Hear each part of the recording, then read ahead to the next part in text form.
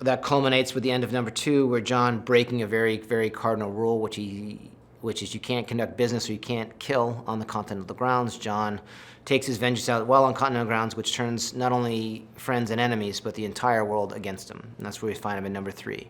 So John Wick is on his own, no services, or what we call excommunicado. He's been excommunicated from his whole world, from both his acquaintances, friends, foes, everybody. Nobody can help him. And at the same time, he's looking for absolution while everyone else is trying to kill him.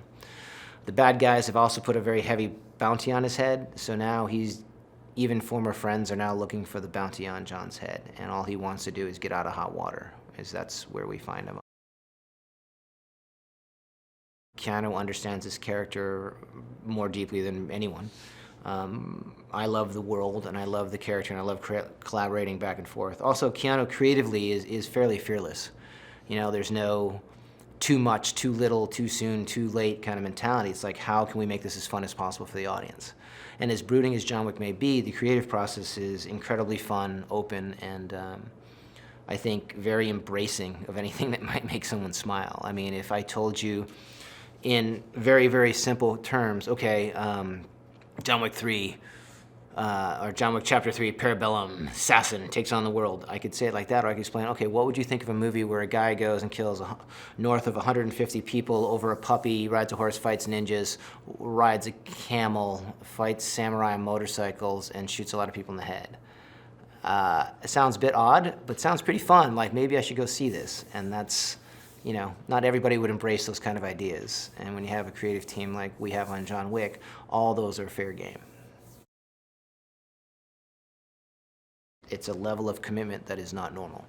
You'll hear it said a lot, I do my own stunts. No one does their own stunts. Stunts are done by stuntmen. If they weren't done by stuntmen, it wasn't a stunt.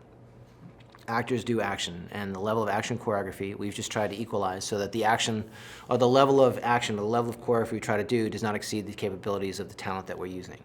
We choreograph to Keanu's absolute extreme talent level. Like, he's performing at his optimal ability. If he goes beyond that, if we need a rec or something like that, it becomes a stunt, and we will use a stunt double.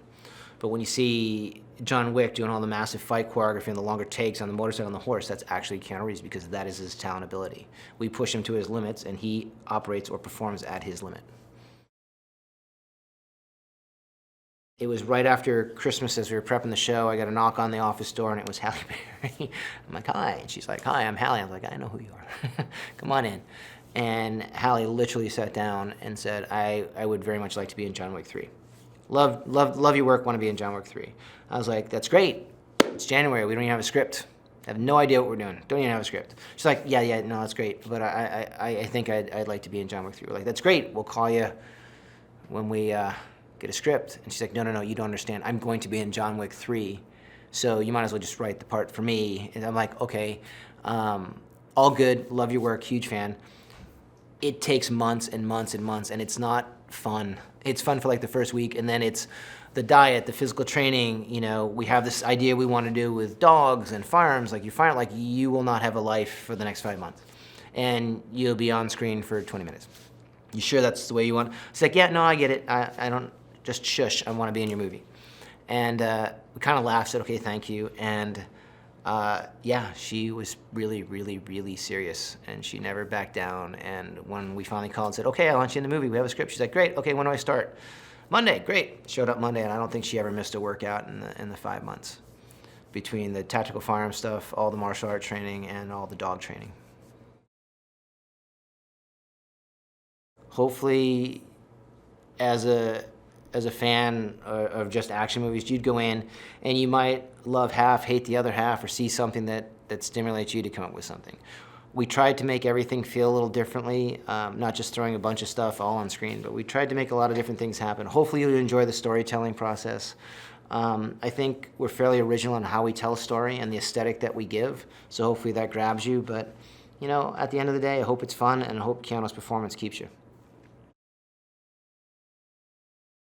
Hi guys, here's today's daily fact. Amidst blockbusters like the Matrix trilogy and the John Wick films, there is one film starring Keanu Reeves which didn't reach a fraction of that success. 47 Ronin, an action samurai film that wanted to be the Lord of the Rings meets the Gladiator, but which hardly anybody knows about after not even covering its own budget and losing over $25 million.